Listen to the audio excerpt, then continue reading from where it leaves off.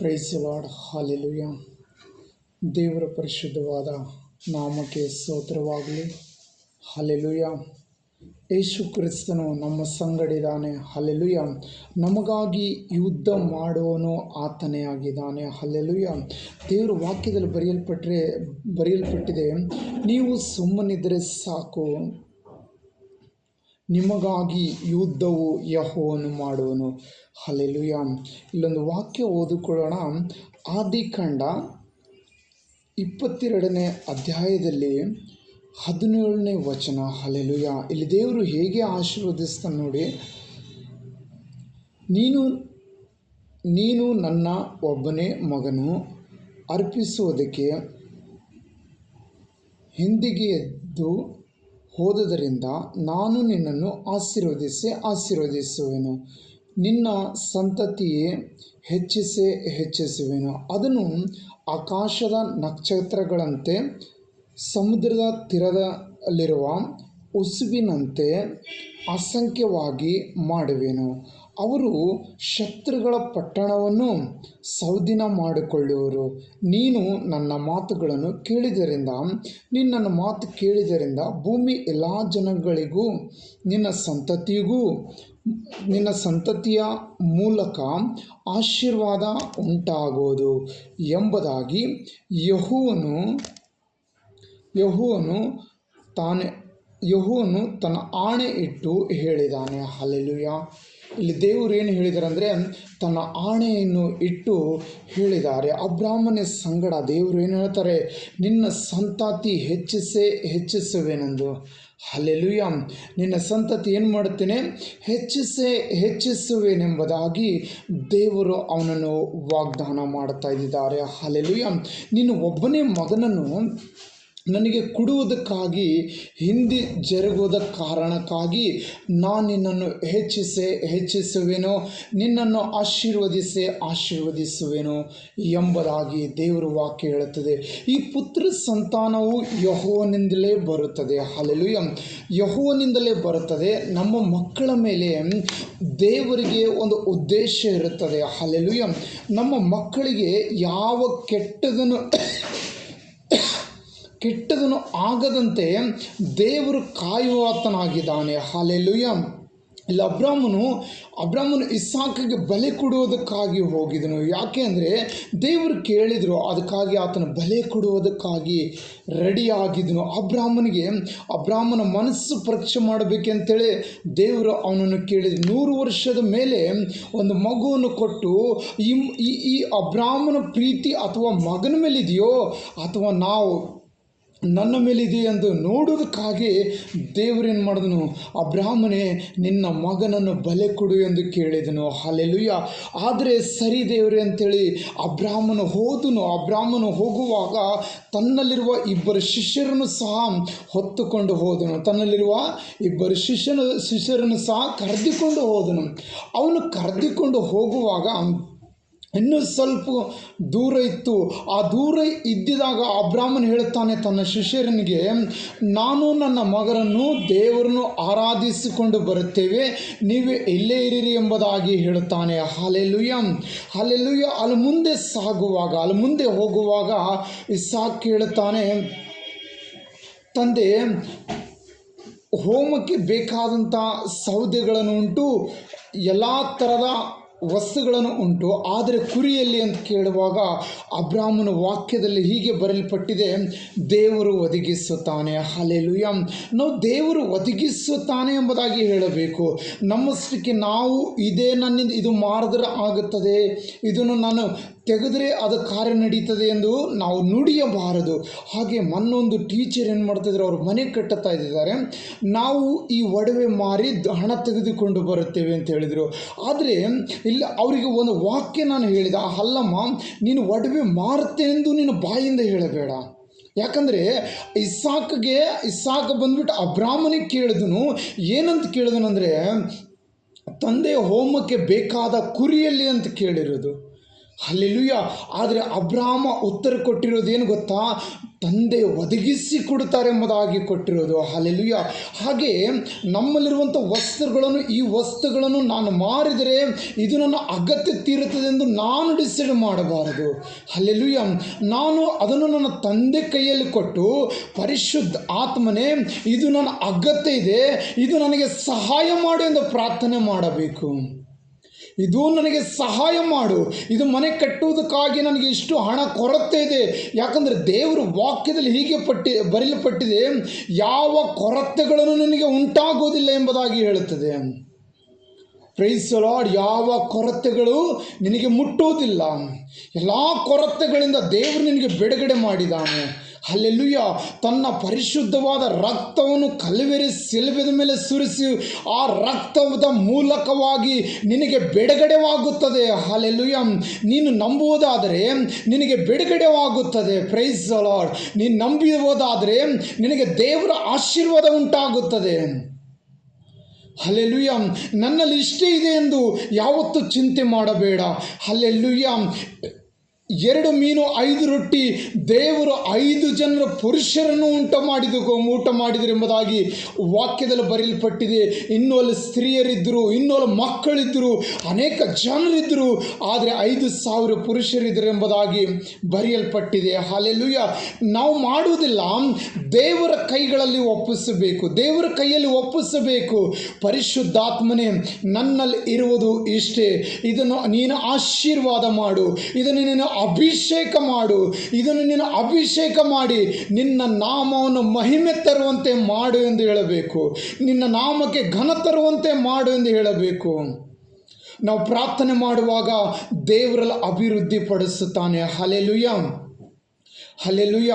ಮೊನ್ನೆ 22 ನಮ್ಮ ಮಗಳ ಬರ್ಡೇ ಇತ್ತು. ಹಲ್ಲೆಲೂಯ. ಅವಾಗ ಇದ್ದಕ್ಕಿದ್ದಂಗೆ ಅಚಾನಕ್ ಮಳೆ ಬಂತು. ಆ ಮಳೆ ಬರುವಂಥ ಸಮಯದಲ್ಲಿ ನಾನು ಮೆಟ್ಟಿಲು ಇಳ್ಕೊಂಡು ಹೋಗುವಾಗ ಕಾಲು ಜಾರಿತು. ಆದರೆ ನನಗೆ ಯಾವ ಹಾನಿನೂ ಉಂಟಾಗಲಿಲ್ಲ. ಹಲ್ಲೆಲೂಯ. ಹಲ್ಲೆಲೂಯ. ಕಾಲು ಜಾರಿ ಸುಮಾರು 4-5 ಮೆಟ್ಟಿಲು ಕೆಳಗೆ ಕಾಲು ಜಾರಿದ್ರು ಯಾವ ಹಾನಿನೂ ಉಂಟಾಗಲಿಲ್ಲ. ಹಲ್ಲೆಲೂಯ. ಯಾಕೆಂದರೆ ದೇವರು ನಮ್ಮ ಸಂಗಡ ಇದ್ದಾನೆ. Price the lord. ಯೇಸು ಕ್ರಿಸ್ತನು ನಮ್ಮ ಸಂಗಡ ಇದ್ದಾನೆ.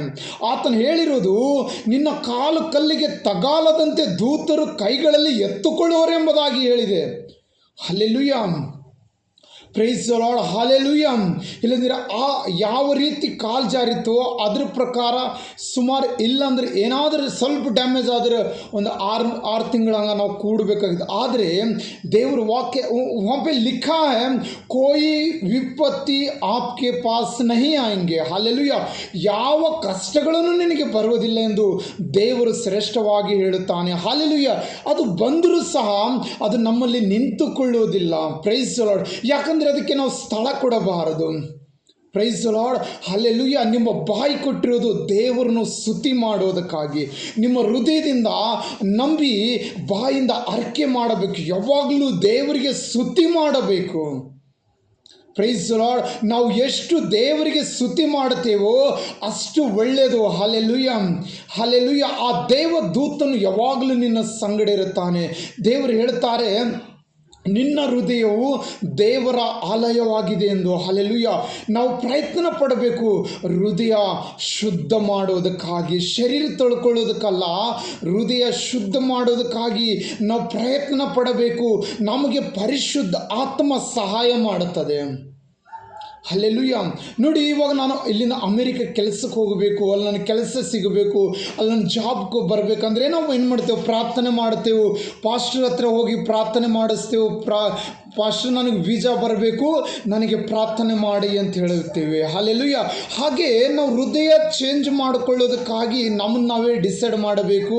ಪರಿಶುದ್ಧ ಆತ್ಮನೇ, ಇದುವರೆಗೂ ನಾನು ಈ ಕೆಟ್ಟದ್ದು ಮಾಡಿ, ಯಾಕಂದರೆ ನಾನು ಏನು ಮಾಡ್ತೇನೆ ಅದು ನನಗೇ ಗೊತ್ತಿರುತ್ತವೆ. ಹಲ್ಲೆಲೂಯ. ಕೆಲವೊಂದು ನನಗೆ ಗೊತ್ತಿರುತ್ತವೆ. ಅದಕ್ಕಾಗಿ ನನಗೆ ಗೊತ್ತಿರುವುದನ್ನೇ ನನ್ನ ತಂದೆಯಾದ ಯೇಸು ಕ್ರಿಸ್ತನಿಗೆ ಗೊತ್ತು. ಹಲ್ಲೆಲೂಯ. ನಿನ್ನ ಹೃದಯದಲ್ಲಿ ನೀನು ಏನೇ ಆಲೋಚನೆ ಮಾಡಿಕೋ ಅದು ದೇವರಿಗೆ ಗೊತ್ತಾಗಿದೆ. ಹಲ್ಲೆಲೂಯ. ಅದಕ್ಕಾಗಿ ಅದನ್ನು ಬಿಟ್ಟು ಬಿಡುತ್ತೇನೆ. ಪರಿಶುದ್ಧಾತ್ಮನೇ, ನನಗೆ ಸಹಾಯ ಮಾಡು ಎಂದು ಕೇಳು. ಆಗ ಪರಿಶುದ್ಧಾತ್ಮನು ನಿನಗೆ ಸಹಾಯ ಮಾಡುತ್ತಾನೆ. ಆಗ ನಜರೇತಿನ ಯೇಸು ಕ್ರಿಸ್ತ ನಿನಗೆ ಸಹಾಯ ಮಾಡುತ್ತಾನೆ. ಆತನ ತಂದೆ, ಮಗ, ಪವಿತ್ರ ಆತ್ಮ 3 ಜನ ಬಂದು ನಿನ್ನನ್ನು ಅಭಿಷೇಕ ಮಾಡುತ್ತಾರೆ. ಹಲ್ಲೆಲೂಯಾ. ನೀನು ಇನ್ಮೇಲೆ ಇದ್ದ ಹಾಗೆ ಇರುವುದಿಲ್ಲ. ದೇವರು ನಿನ್ನನ್ನು ಅಭಿವೃದ್ಧಿ ಪಡಿಸುತ್ತಾರೆ. ದೇವರು ನಿನ್ನನ್ನು ಆಶೀರ್ವಾದ ಮಾಡುತ್ತಾರೆ. ಹಲ್ಲೆಲೂಯಾ. ಕೆಲವೊಬ್ಬರಿಗೆ ಸುಮಾರು ಇವಾಗ 30 ವರ್ಷ, 35 ವರ್ಷ, 40 ವರ್ಷ, 50 ವರ್ಷ ಆದರೂ ಮಕ್ಕಳಿಲ್ಲದವರಿದ್ದಾರೆ. ಹಲ್ಲೆಲೂಯಾ. ಅವರು ಮಕ್ಕಳಿಗೆ ನೋಡಿ ಹಲ್ಲೆಲೂಯಾ ದುಃಖ ಆಗ್ತಿರ್ಬೋದು. ಆದರೆ ಪರಿಶುದ್ಧ ಆತ್ಮನು ಹೇಳುತ್ತಾನೆ, ಈ ವಾಕ್ಯ ಹೇಗೆ ಹೇಳುತ್ತದೆ, ಪುತ್ರ ಸಂತಾನವು ಯೆಹೋವನಿಂದಲೇ ಬರುತ್ತದೆ. ಹಲ್ಲೆಲೂಯಾ. ನಾವು ಡಾಕ್ಟರ್ ಹತ್ರ ಹೋಗುತ್ತೇವೆ, ನಾವು ದೇವಸ್ಥಾನ ಹತ್ರ ಹೋಗುತ್ತೇವೆ, ಆದರೆ ಬೈಬಲ್ ಹತ್ರ ಬರಬೇಕು ನಾವು. ಹಲ್ಲೆಲೂಯಾ. ಬೈಬಲ್ ಹತ್ರ ಬಂದು ಇಲ್ಲಿ ದೇವರು ಮಾಡಿರುವುದು, ದೇವರು ಬರೆದಿರುವುದು ಎಲ್ಲ ನೆರವೇರುತ್ತದೆ ಎಂದು ವಾಕ್ಯ ಹೇಳುತ್ತದೆ. Price the lord. ಹಲ್ಲೆಲೂಯಾ. ನಾವು ಯೇಸುವಿನ ನಾಮದಲ್ಲಿ ನೀನು ಏನಾದರೂ ಬೇಡಿಕೊಂಡಿದರೆ, ವಾಕ್ಯದಲ್ಲಿ ಬರೆಯಲ್ಪಟ್ಟಿದೆ, ಯೇಸು ಕ್ರಿಸ್ತನ ನಾಮದಲ್ಲಿ ನೀನು ಏನಾದರೂ ಬೇಡಿಕೊಂಡಿದರೆ ಅದನ್ನು ನೀನು ಕೊಡುತ್ತೇನೆಂಬುದಾಗಿ ದೇವರ ವಚನ ಹೇಳುತ್ತದೆ. ನಾವು ಹೃದಯದಿಂದ ನಂಬಿ ದೇವರಲ್ಲಿ ಬೇಡಿಕೊಳ್ಳಬೇಕು. ಪರಿಶುದ್ಧಾತ್ಮನೇ, ನನಗೆ ಮಕ್ಕಳಿಲ್ಲ, ನನಗೆ ಒದಗಿಸಿ ಕೊಡು ದೇವರೇ, ಈ ಬಂಜಿತನ ನನ್ನಿಂದ ತೆಗೆದುಹಾಕು ಸ್ವಾಮಿ. ಹಲ್ಲೆಲೂಯಾ. ನೀನು ಎಲಿಸಬೆತಳ ಬಂಜಿತನ ತೆಗೆದುಹಾಕಿರುವ ದೇವರು ನೀನು, ಆಕೆನ ಮುಪ್ಪಿನಲ್ಲಿ ಮಗು ಕೊಟ್ಟಿರುವ ದೇವರು ನೀನು, ಅದು ಬಹು ಸುಂದರವಾಗಿರುವ ಮಗು ಕೊಟ್ಟಿದ್ದಿ ದೇವರೇ, ಅದಕ್ಕಾಗಿ ನಿನಗೆ ಸ್ತೋತ್ರ ದೇವರೇ. ಆ ನನ್ನ ಪಿತೃವಾದ ಎಲಿಸಬೆತಳನ್ನು ನೀನು ಆಶೀರ್ವಾದ ಮಾಡಿರುವ ದೇವರು, ನನ್ನನ್ನು ಆಶೀರ್ವಾದ ಮಾಡುತ್ತಿ.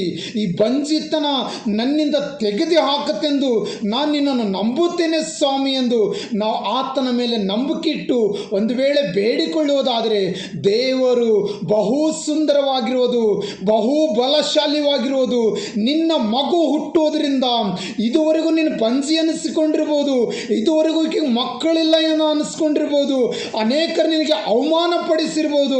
ಆದರೆ ದೇವರು ಕೊಟ್ಟರೆ ಆ ಮಗುವಿಗೆ ನೋಡಿ ಅನೇಕರು ಸಂತೋಷ ಪಡುತ್ತಾರೆ ಎಂಬುದಾಗಿ ದೇವರು ಹೇಳುತ್ತಾರೆ. ಹಲ್ಲೆಲೂಯಾ. ವಾಕ್ಯದಲ್ಲಿ ಹಾಗೆ ಬರೆಯಲ್ಪಟ್ಟಿದೆ. ಹಲ್ಲೆಲೂಯಾ. ನೀನು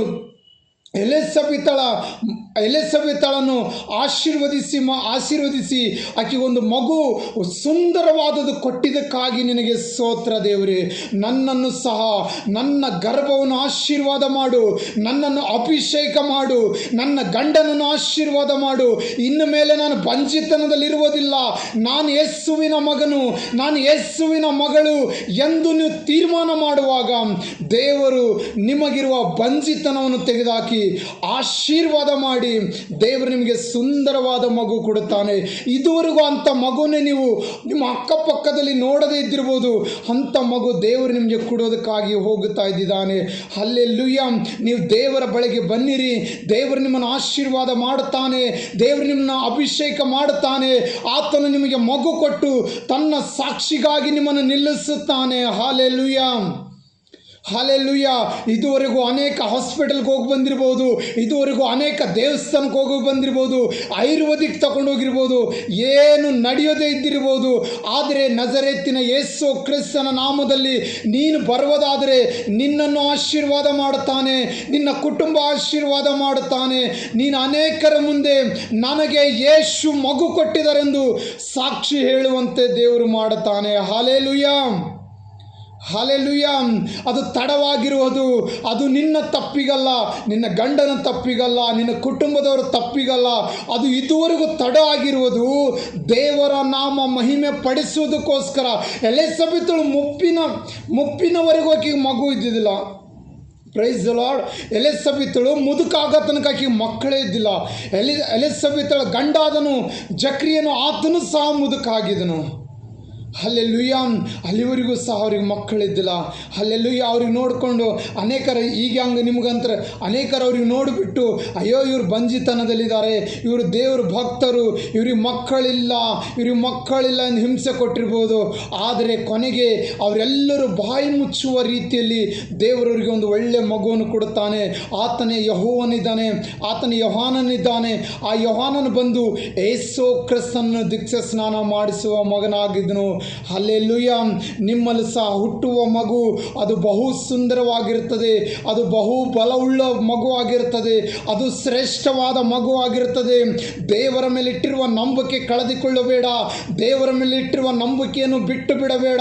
ದೇವರು ನಿನ್ನನ್ನು ಆಶೀರ್ವದಿಸ್ತೇನೆಂದು ವಾಗ್ದಾನ ಮಾಡಿದ್ದಾನೆ. ದೇವರು ನಿನ್ನನ್ನು ಹೆಚ್ಚಿಸುತ್ತೇನೆಂದು ವಾಗ್ದಾನ ಮಾಡಿದ್ದಾನೆ. ನಿನ್ನ ಸಂತತಿಯ ಮೂಲಕವಾಗಿ ಅನೇಕ ಎಲ್ಲ ಕುಲಗಳಿಗೆ ಆಶೀರ್ವಾದ ಉಂಟಾಗುವುದೆಂದು ಬೈಬಲಲ್ಲಿ ಬರೆಯಲ್ಪಟ್ಟಿದೆ. ನೀನು ಬೈಬಲನ್ನು ಓದಿ ಪ್ರಾರ್ಥನೆ ಮಾಡು. ಇವತ್ತು ನನ್ನ ಮಕ್ಕಳಿಲ್ಲ, ಆದರೂ ಸಹ ನನ್ನ ದೇವರೇ ನಿನ್ನ ವಾಕ್ಯವನ್ನು ನಂಬುತ್ತೇನೆ. ನನ್ನ ಸಂತತಿಯ ಮೂಲಕ ಎಲ್ಲ ಕುಲಗಳಿಗೆ ಆಶೀರ್ವಾದ ಉಂಟಾಗುತ್ತದೆಂದು ನಿನ್ನ ವಾಕ್ಯದಲ್ಲಿ ಬರೆಯಲ್ಪಟ್ಟಿದೆ. ಆದರೆ ನಾನು ನಿನ್ನನ್ನು ನಂಬುತ್ತೇನೆ. ಇವತ್ತು ಮಗು ಇಲ್ಲದೆ ಇದ್ದಿರ್ಬೋದು, ನಾಳೆ ನೀನು ನನಗೆ ಮಗು ಕೊಡುತ್ತಿ, ನನ್ನ ಬಂಜಿತನ ತೆಗೆದುಹಾಕತ್ತಿ, ನನ್ನ ಮುಖವನ್ನು ಲಜ್ಜೆಗೆಡುವುದಕ್ಕೆ ನೀನು ಬಿಡುವುದಿಲ್ಲ ಎಂದು ನೀನು ನಂಬುವುದಾದರೆ ದೇವರು ನಿನ್ನನ್ನು ಆಶೀರ್ವಾದ ಮಾಡುತ್ತಾನೆ. ಇದುವರೆಗೂ ನೀನು ನೋಡದಂಥ ಆಶೀರ್ವಾದಗಳನ್ನು ಇನ್ನು ಮೇಲೆ ದೇವರು ನಿನ್ನನ್ನು ಆಶೀರ್ವಾದ ಮಾಡುತ್ತಾನೆ. ವಾಕ್ಯ ಓದು, ಪ್ರಾರ್ಥನೆ ಮಾಡು. ಹೆಚ್ಚಾಗಿ ದೇವರ ಮೇಲೆ ನೀನು ನಂಬಿಕೆ ಇಡುವುದಾದರೆ ದೇವರು ನಿನ್ನನ್ನು ಹೇರಳವಾಗಿ ಆಶೀರ್ವಾದ ಮಾಡುತ್ತಾನೆ. ಇದುವರೆಗೂ ನೀನು ಎಲ್ಲಿ ನೋಡದಂಥ ಅದ್ಭುತಗಳನ್ನು ನಿನ್ನ ಜೀವಿತದಲ್ಲಿ ನೋಡುತ್ತೆ ಎಂದು ನಾನು ನಂಬುತ್ತೇನೆ. ಯೇಸು ನಿನ್ನನ್ನು ಹೆಚ್ಚಾಗಿ ಆಶೀರ್ವಾದ ಮಾಡಲೆಂದು ಆಮೇನ್ ಬೇಡಿಕೊಳ್ಳುತ್ತೇನೆ ಸ್ವಾಮಿ. Amen, amen. Praise the Lord. God bless you. Amen.